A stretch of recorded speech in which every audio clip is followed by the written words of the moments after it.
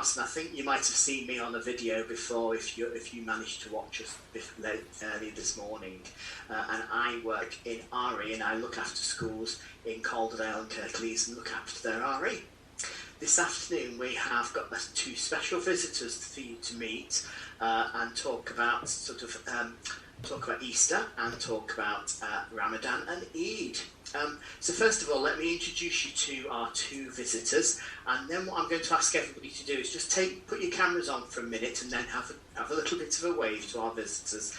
So I'll just introduce them first. So first of all, we've got Reverend Sue. So wave again, Reverend Sue, just so that we know who you are. Reverend Sue is a Methodist minister, and she's from Gledholt Church. And hopefully if you've managed to watch her video before, she explained a little bit more about some of the things that she does. And welcome to May Sue, who is a director of a company that looks after Muslim children and Muslim adults and helps understand about Islam in both Muslim people and non-Muslim people. So welcome, Masoon. We've got a few more people just arriving, but just as they're about to just appear, what I'd like to do is everybody in the meeting, just for 1 minute, just to put your camera on and give our special visitors a big wave so that we know who you are and what you look like. Hello, everybody. Aww. Lots of waving children, that's fantastic. And waving adults too. Wonderful, thank you very much. If you just put your cameras down now, and then you know who we are. Fantastic. So I'm going to ask a question first, and there's been lots of questions coming into Mrs. Rivers. She's written out lots of questions for me to ask, but I'm going to ask a question first. And I'd like to ask Maysoon a question about Ramadan. Why is Ramadan important to you as a Muslim? Okay, thank you for the question.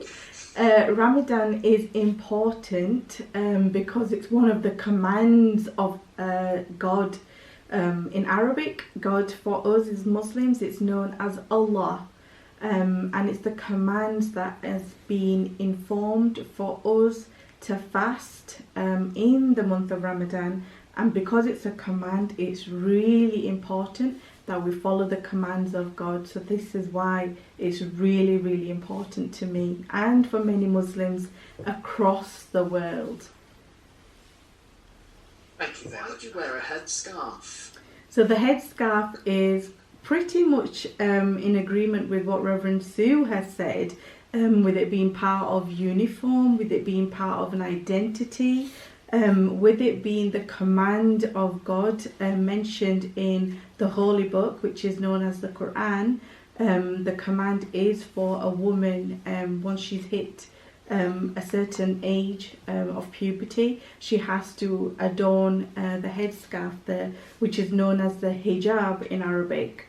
So this is why we wear it, to identify ourselves as a Muslim, but also proudly as uniform, that this is my uniform and this is what I'm required to wear. Fantastic, that's a lovely answer. So we're wearing uniforms, especially to say, you know, this is who I am and this is what I do. Okay, this is our last question, I'm afraid. So if you haven't had a chance to ask your question, I'm really sorry, and I'm really sorry, Reverend Sue, you might not have a chance to have your story, your 2-minute story that you've got prepared. But this last question, I think, is quite a nice one to finish with, and it's about prayer. When you pray, what are you asking for? So this is from Home First School, this question. So when you pray, what are you asking for? Which one do you want first? Oh, should we go with you, Reverend Sue? Well, prayer isn't all about asking. It's about talking to God, and it's also about listening to God. And I think I pray not because I have a long shopping list, but because I want to feel very close to God, and I want to allow God to help me make decisions, important decisions in life. And I want to place into God's hands people perhaps who are poorly or who've got or worried about something. So people ask me to pray for them. And what I do, I might say, oh, I really want this person to get better, but I'm willing to just let go and let God deal with it.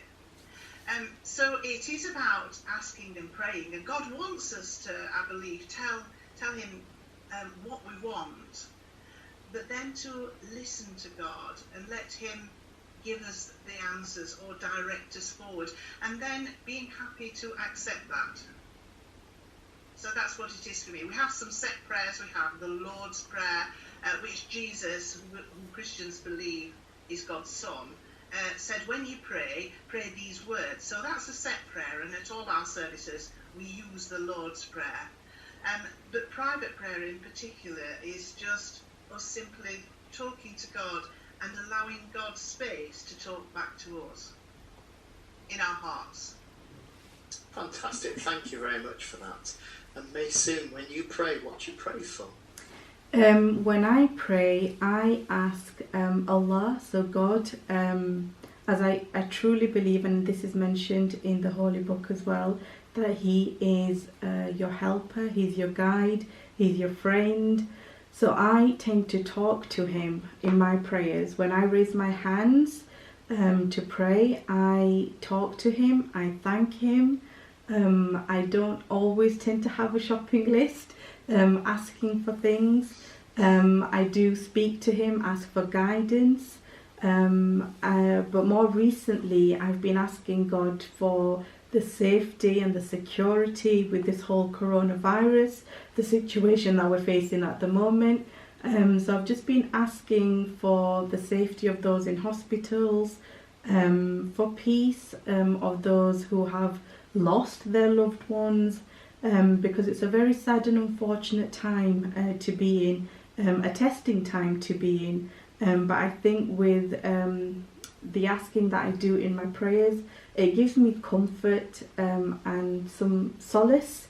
And this is what I tend to do whenever I raise my hands. So not only do I thank Him, not only do I speak to Him, but it's really just letting Him know that I'm here also. Don't forget about me. So it's just having that connection and that spiritual connection. And that's what I tend to do whenever I raise my hands for prayer. Thank you very much, and thank you both for sort of being here this afternoon. And for everybody who's watching, I've hoped you've had a fantastic day and that you carry on doing all your craft activities and watching the different videos. I know Helen's put a lot of work into sort of making sure you've got lots of things to access, lots of things to look at, and lots of things to do. If your question hasn't been answered, don't forget you can ask for May Sue or for Reverend Sue to come and visit you in school. Hopefully we can have visitors back in school and you get to meet real people and not just look at a computer screen. So thank you very much for today, and thank you very much to our special visitors. You're very welcome. You all take care, and I hope to see you all soon. And we're going to start letting other people in now, ready for Key Stage 2. So, Thank you. Bye everyone. Bye.